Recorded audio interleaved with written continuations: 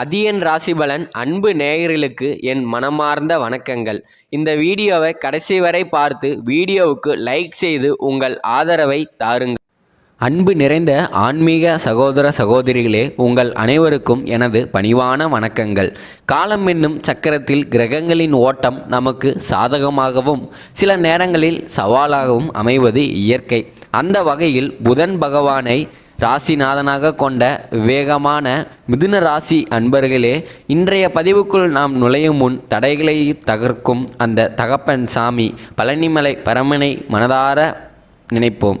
ஓம் சரவண பவா, ஓம் முருகா போற்றி, ஓம் சண்முகா போற்றி. வெற்றிவேல் முருகனின் அருள் உங்கள் இல்லங்களிலும் உள்ளங்களிலும் நிறைந்திருக்கட்டும். உங்கள் கவலைகள் அனைத்தும் கர்மவினை தீர்ந்து இனி வசந்த காலம் துவங்கப் போகிறது என்ற உறுதியான நம்பிக்கையோடு இந்த பகுதியை தொடங்குங்கள். மிதுன ராசியினரின் தனித்துவமான குணாதிசயங்கள். ஜோதிட மண்டலத்தில் 3வது ராசியான மிதுனம் உபய ராசி என்று அழைக்கப்படுகிறது. காற்று தனிமம் கொண்ட இந்த ராசிக்காரர்கள் அறிவாற்றலிலும் சாதுரியமான பேச்சிலும் மற்றவர்களை விஞ்சியவர்கள். முடிவெடுக்கும் திறன்.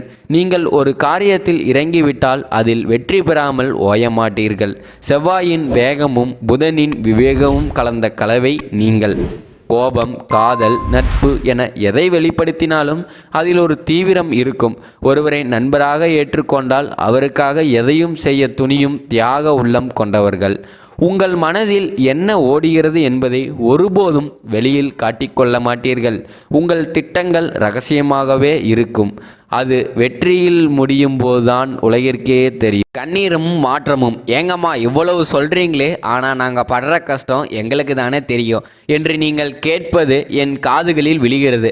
கடந்த காலங்களில் நீங்கள் சந்தித்த துரோகங்களும் உழைப்புக்கு கிடைக்காத அங்கீகாரம் உங்களை நிலைக்குலையே செய்திருக்கலாம். உறவுகளே உங்களை உதாரணப்படுத்திய காலங்கள் உண்டு. ஆனால் இதோ மாற்றம் தொடங்கிவிட்டது. ஜோதிட ரீதியாக சனி பகவான் உங்கள் ராசிக்கு 9ஆம் வீடான பாக்கியஸ்தானத்திலிருந்து 10ஆம் வீடான கர்மஸ்தானத்திற்கு அடியெடுத்து வைக்கிறார். இது உங்கள் வாழ்க்கையில் கௌரவம், பதவி மற்றும் பொருளாதார நிலையில் ஒரு மாபெரும் புரட்சியை ஏற்படுத்த போகிறது. கிரகங்களின் சஞ்சாரம், ஜோதிட விளக்கமும். இந்த காலகட்டத்தில் சனி பகவான் மட்டும் உங்களுக்கு பலன் தரப்போவதில்லை.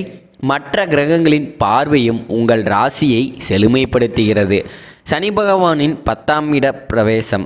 10ஆம் இடம் என்பது தொழில் மற்றும் கீர்த்தியை குறிக்கும். சனி பகவான் இங்கு அமர்வதால் செய்யும் தொழிலே தெய்வம் என்ற நிலைக்கு நீங்கள் வருவீர்கள். உழைப்பிற்குரிய ஊதியம் தாமதமானாலும் அது இரட்டிப்பாகதான் கிடைக்கும். குரு பகவானின் 7ஆம் இடத்து பார்வை. குரு பகவான் தனது 7ஆம் பார்வையால் உங்கள் ராசியை பார்ப்பது குரு பார்க்க கோடி நன்மை என்ற பழமொழிக்கேற்ப உங்களை தேடி நல்ல வழிகாட்டிகளை வரவைக்கும். பெரிய மனிதர்களின் நட்பு உங்கள் அந்தஸ்தை உயர்த்தும். சனிப்பெயர்ச்சி தரும் அற்புத மாற்றங்கள். குடும்பம் மற்றும் திருமண பாக்கியம். நீண்ட நாட்களாகவே தள்ளிப்போன சுபகாரியங்கள் இனி கைகூடும். 7ஆம் இடத்து குருவின் அருளால் தகுந்த வரன் அமையும்.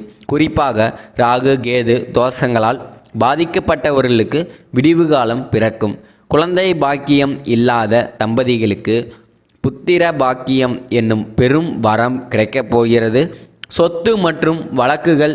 பூர்வீக சொத்துக்களில் இருந்த வில்லங்கள் விளங்கும். பங்காளி சண்டை முடிவுக்கு வந்து உங்கள் பங்கு உள்ளங்களுக்கு சேரும். நீதிமன்ற வழக்குகளில் இழுபறி நீங்கி நீதி உங்கள் பக்கம் நிற்கும். தொழில் மற்றும் பொருளாதார முன்னேற்றம். இதுவரை வேலையில் ஒரு நிலையற்ற தன்மை இருந்திருக்கலாம். இனி அந்த பயம் தேவையில்லை. கர்ம சனி உங்களுக்கு புதிய பொறுப்புகளை வழங்கப் போகிறார். அரசு வேலைக்காக காத்திருப்பவர்களுக்கு சாதகமான செய்திகள் வரும். தனியார் துறையில் இருப்பவர்களுக்கு பதவி உயர்வு, ப்ரமோஷன் மற்றும் ஊதிய உயர்வு நிச்சயம் உண்டு. ஆரோக்கியம் மற்றும் மனநிலை. 10ஆம் இடத்து சனி உங்களை எப்போதும் வேலையிலேயே மூழ்கி இருக்கச் செய்வார். இதனால் உடல் அசதி மற்றும் முதுகு தண்டுவடம் சார்ந்த உபாதைகள் வரலாம். உணவு முறை. வாயு தொல்லை தரும் உணவுகளை தவிர்ப்பது நல்லது. தியானம். புதனின் ஆதிக்கத்தால் உங்கள் மூளை எப்போதும் இயங்கிக் கொண்டே இருக்கும்.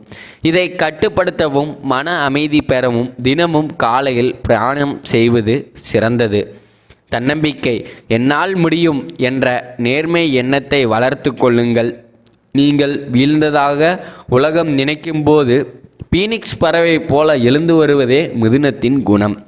இரகசிய காப்பு. வெற்றியின் சூத்திரம். இந்த காலத்தில் நீங்கள் கடைபிடிக்க வேண்டிய மிக முக்கியமான விஷயம் மௌனம். உங்களுக்கு ஒரு நல்ல விஷயம் நடக்கிறது என்றால் அதை முழுமையாக முடிந்து கையில் கிடைக்கும் வரை வெளியில் சொல்லாதீர்கள். ஜோதிட ரீதியாக பார்த்தால் 10ஆம் இடத்து சனி கீர்த்தியை தருவார், அதே சமயம் கண்திருஷ்டியையும் தருவார். உங்கள் மகிழ்ச்சியான சமூக வலைத்தளங்களில் பகிரும் போது கவனமாக இருங்கள்.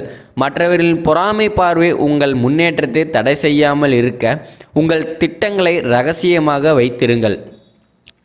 ஊமை கண்ட கனவு போல உங்கள் வெற்றியை சாதித்து காட்டுங்கள். சனி பகவான் 10ஆம் இடத்தில் அமர்ந்து தனது 3ஆம் பார்வையாக உங்கள் ராசிக்கு 12ஆம் இடத்தையும் 7ஆம் பார்வையாக 4வது இடத்தையும் மற்றும் 10ஆம் பார்வையாக 7ஆம் இடத்தையும் பார்க்க போகிறார். வீண் அலைச்சல்கள் மற்றும் மருத்துவ செலவுகள் கட்டுக்கள் வரும். சுப விரயங்கள், வீடு வாங்குதல், சுபகாரியங்கள் அதிகரிக்கும். 4ஆம் இடம் பார்வையால் தாயாரின் உடல் நலத்தில் கவனம் தேவை.